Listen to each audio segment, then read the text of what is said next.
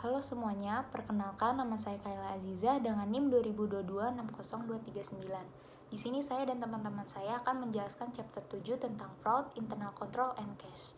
Di sini saya akan menjelaskan tentang fraud dan internal control terlebih dahulu. What is fraud and internal control? Apa sih fraud dan internal control itu? Fraud adalah perilaku tidak jujur oleh karyawan demi keuntungan pribadi mereka sendiri yang merugikan pemberi kerja. Penyebabnya atau lebih dikenal sebagai triangle fraud, yaitu yang pertama ada opportunity atau kesempatan, yaitu adanya peluang untuk terlibat dalam kecurangan atau melakukan penipuan ketika tempat kerja tidak memiliki kontrol yang memadai untuk memeriksa, mencegah, ataupun mendeteksi penipuan. Yang kedua itu ada pressure atau tekanan. Contohnya itu, karyawan melakukan kecurangan seringkali karena masalah keuangan pribadi disebabkan oleh hutang atau ingin memiliki gaya hidup yang tidak sesuai dengan gaji mereka saat ini. Yang terakhir itu ada rationalization, itu pembenaran. Contohnya itu, karyawan merasionalisasi tindakan tidak jujur tersebut dengan beranggapan bahwa atasan menghasilkan banyak uang dan karyawan merasa pantas dan seharusnya dibayar lebih. Selanjutnya ada internal control. Internal control adalah proses yang dirancang untuk menyediakan jaminan yang wajar terkait pencapaian tujuan perusahaan sehubungan dengan operasi, pelaporan, dan kepatuhan. Tujuan dari internal control ini adalah untuk melindungi aset, meningkatkan keandalan catatan akuntansi, meningkatkan efisiensi operasi, dan memastikan kepatuhan terhadap hukum dan peraturan. Untuk menghindari fraud, harus ada internal control. Yang pertama itu ada establishment atau responsibility atau pembentuk tanggung jawab, yaitu menetapkan tanggung jawab kepada karyawan tertentu. Jadi, hanya akan ada karyawan yang dapat mengakses berangkas. Pengendalian menjadi efektif ketika hanya seorang yang ditugaskan untuk tanggung jawab tertentu. Pembentukan tanggung jawab sering mengharuskan pembatasan akses kepada karyawan yang memiliki otorisasi. Kedua itu ada segregation of duties atau pemisahan tugas, yaitu akan ada karyawan yang berbeda yang bertanggung jawab pada bagian tertentu, seperti karyawan yang mengelola keuangan berbeda dengan karyawan yang mengatur dokumen. Penjelasan selanjutnya akan dilanjutkan oleh teman saya. Assalamualaikum warahmatullahi wabarakatuh. Perkenalkan, nama saya Aris Setiawan dengan NIM 2022-60240. Kali ini saya akan mempresentasikan materi akuntansi dasar chapter 7. Diawali dengan documentation procedure atau prosedur dokumentasi. Jadi, mendokumentasikan setiap transaksi yang terjadi, menomorkan setiap dokumen transaksi, sehingga dari nomor-nomor ini perusahaan dapat mengetahui jika ada yang hilang, serta juga bisa memberikan bukti bahwa transaksi dan peristiwa telah terjadi. Demikian pula, dokumen pengiriman menunjukkan bahwa barang telah dikirim, dan faktur penjualan menunjukkan bahwa perusahaan telah menagih pelanggan untuk barang tersebut. Di documentation prosedur ini ada pre-numbering, yang mana itu dapat membantu mencegah transaksi dicatat lebih dari sekali. Next.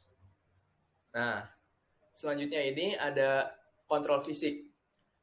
Kontrol fisik ini sangat penting karena dengan penggunaan kontrol fisik itu berhubungan dengan pengamanan aset dan meningkatkan akurasi dan keandalan catatan akuntansi. Seperti kita bisa simpan uang tunai di brankas, bisa batasi area akses ke area penyimpanan, gunakan register kas atau terminal point of sale, dan sebagainya. Next. Nah, di sini itu ada verifikasi internal yang independen. Pengendalian yang efektif dapat dicapai dengan membentuk bagian verifikasi yang bertugas mereview, merekonsiliasi, serta menjaga pengendalian internal.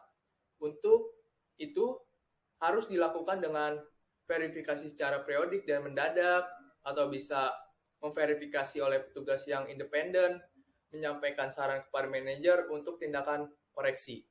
Nah, jadi sebagian besar sistem pengendalian internal ini menyediakan verifikasi internal yang independen.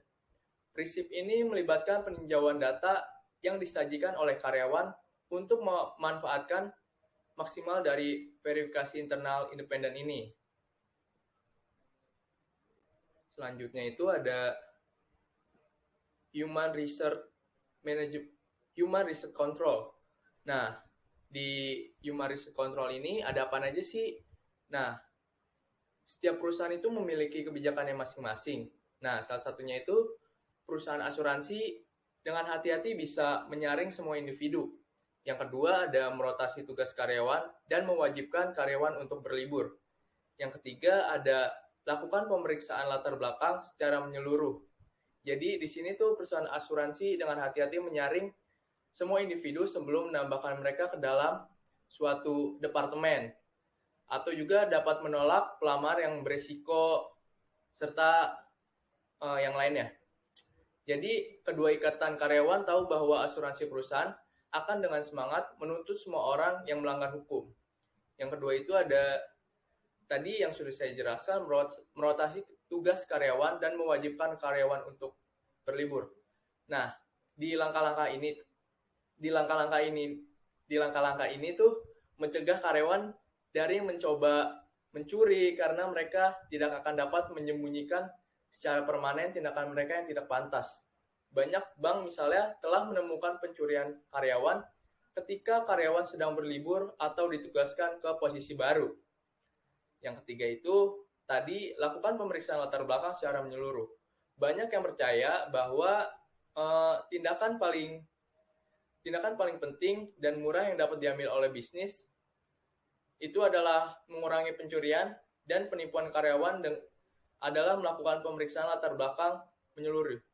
Ada beberapa tips. Yang pertama itu periksa untuk melihat apakah pelamar kerja benar-benar tulus dan dari sekolah yang telah terdaftar atau telah berakreditasi A. Yang kedua itu jangan pernah menggunakan telepon nomor untuk pemberi kerja sebelumnya dan diberikan oleh pemohon. Selanjutnya itu ada Of a bank account, yaitu penggunaan bank berkontribusi secara signifikan terhadap pengendalian internal yang baik atas uang tunai atau cash. Dengan menyimpan dananya di bank, seluruh transaksi perbankan bukan hanya dicatat oleh perusahaan, namun juga dicatat oleh pihak bank. Cash control ini, yang pertama itu ada uang tunai adalah salah satu aset yang siap dikonversi menjadi jenis aset lainnya. Yang kedua, volume transaksi yang besar. Kesalahan dapat terjadi dalam melaksanakan pencatatan. Nah, jadi uang tunai adalah salah satu aset yang siap dikonversikan jadi jenis aset lainnya. Itu juga mudah disembunyikan dan diangkut dan sangat diinginkan oleh beberapa karyawan.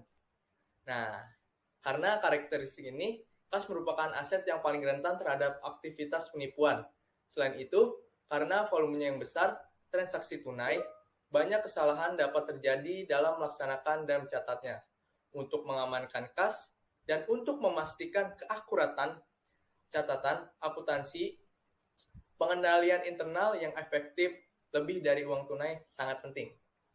Nah, selanjutnya itu ada kontrol penerimaan kas. Nah, di sini itu pengendalian internal atas penerimaan kas dilakukan dengan memeriksa aktivitas pengendalian untuk toko eceran dengan penerimaan over the counter dan surat. Materi selanjutnya adalah kontrol sistem voucher.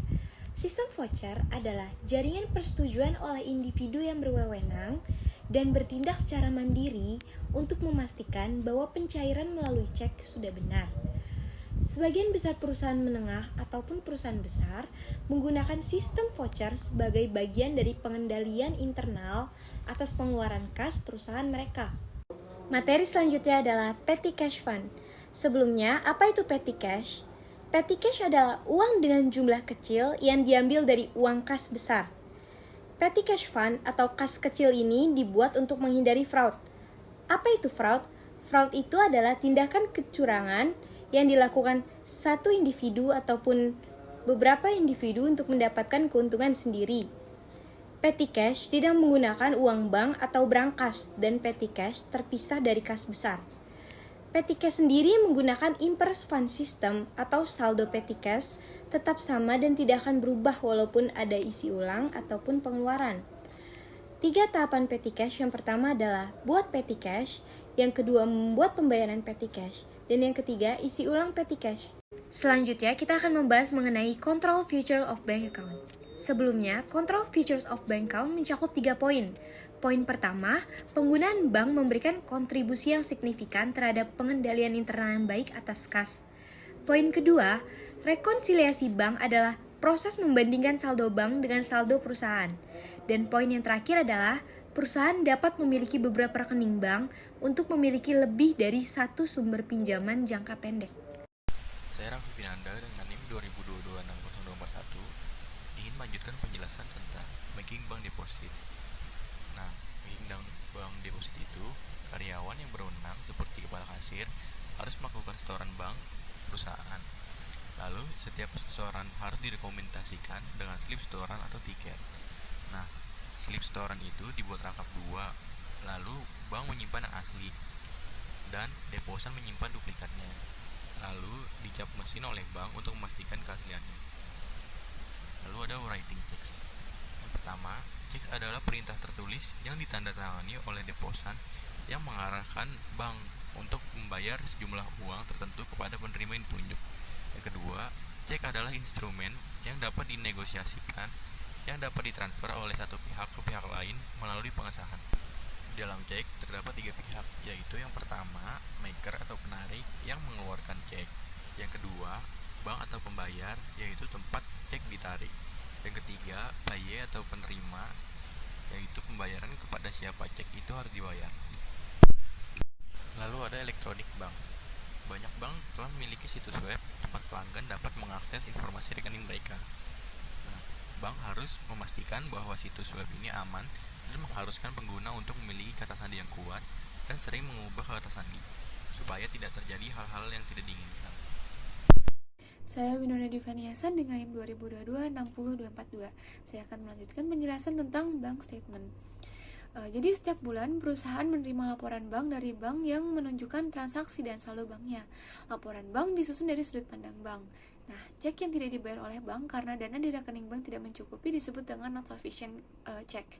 Not sufficient check menciptakan piutang untuk deposan dan mengurangi uang tunai di akun bank. Selanjutnya, reconciling the bank account. Saldo per pembukuan dan saldo per bank harus sesuai dengan the correct or true amount. Proses ini disebut dengan rekonsiliasi rekening bank. Nah, diperlukannya rekonsiliasi bank biasanya karena dua hal. Yang pertama ada time lapse atau jeda waktu yang menyebabkan salah satu pihak tidak dapat mencatat transaksi pada periode yang sama. Lalu terdapat error atau kesalahan salah satu pihak dalam pencatatan transaksi. Selanjutnya, prosedur rekonsiliasi. Dalam rekonsiliasi rekening bank biasanya dilakukan rekonsiliasi saldo per pembukuan dan saldo per bank ke saldo kas yang telah disesuaikan. Nah, untuk mendapat manfaat maksimal dari rekonsiliasi bank, seorang karyawan yang tidak memiliki tanggung jawab lain terkait kas harus menyiapkan rekonsiliasi tersebut. Ketika perusahaan tidak mengikuti prinsip pengendali internal, verifikasi internal independen dalam menyiapkan rekonsiliasi, penggelapan uang tunai dapat luput dari perhatian. Selanjutnya ada reconciling items per bank. Yang pertama yaitu deposit in transit yang akan menambah saldo kas di bank. Deposit in transit, simpanan yang sudah dicatat oleh deposan atau penabung, namun belum dicatat oleh bank. Yang kedua, outstanding checks, yang mengurangi saldo kas di bank, yaitu cek telah diterbitkan dan dicatat oleh perusahaan, namun belum dibayar oleh bank. Yang ketiga, ada bank error, bisa menambah atau mengurangi saldo kas di bank. Kesalahan pencatatan seperti pencatatan perubahan saldo bank yang terlalu tinggi ataupun terlalu rendah. Selanjutnya ada reconciling items per book. Yang pertama, others deposit, yang menambah saldo kas di buku perusahaan. Pendapatan transfer, misalnya FVT, dari pelanggan yang belum dicatat oleh perusahaan, karena perusahaan baru akan mengetahui adanya pendapatan transfer saat rekening koran dikirimkan ke perusahaan. Yang kedua, others payment, yang akan mengurangi saldo kas di buku perusahaan. Pembayaran yang belum dicatat oleh perusahaan seperti not sufficient funds atau cek kosong. Yang ketiga ada bank error, sama seperti sebelumnya yang akan menambah atau mengurangi saldo kas di buku perusahaan. Kesalahan pencatatan seperti pencatatan perubahan saldo buku yang terlalu tinggi ataupun terlalu rendah. Jika terlalu tinggi maka dikurangi, jika terlalu rendah maka ditambahi. Selanjutnya ada entries from banks reconciliation. Ada 4 macam pencatatan. Yang pertama itu collection of electronic funds transfer, kedua book error, ketiga NFC checks, yang keempat bank charge expense. Selanjutnya ada reporting kas perusahaan, melaporkan kas dalam dua pernyataan yang berbeda, yaitu yang pertama laporan posisi keuangan yang melaporkan jumlah kas yang tersedia pada saat tertentu dan titik waktu. Yang kedua, laporan arus kas yang menunjukkan sumber dan penggunaan kas selama periode waktu tertentu. Selanjutnya, ada kas equivalence. Kas equivalence adalah investasi jangka pendek yang sangat liquid. Selanjutnya ada restricted cash. Perusahaan mungkin memiliki kas terbatas. Kas yang tidak tersedia untuk penggunaan umum, melainkan dibatasi untuk tujuan khusus. Jumlah kas yang dibatasi penggunaannya tidak lagi dimasukkan sebagai total kas dan setara kas. Sekian presentasi dari kelompok kami, kurang lebihnya mohon maaf. Terima kasih.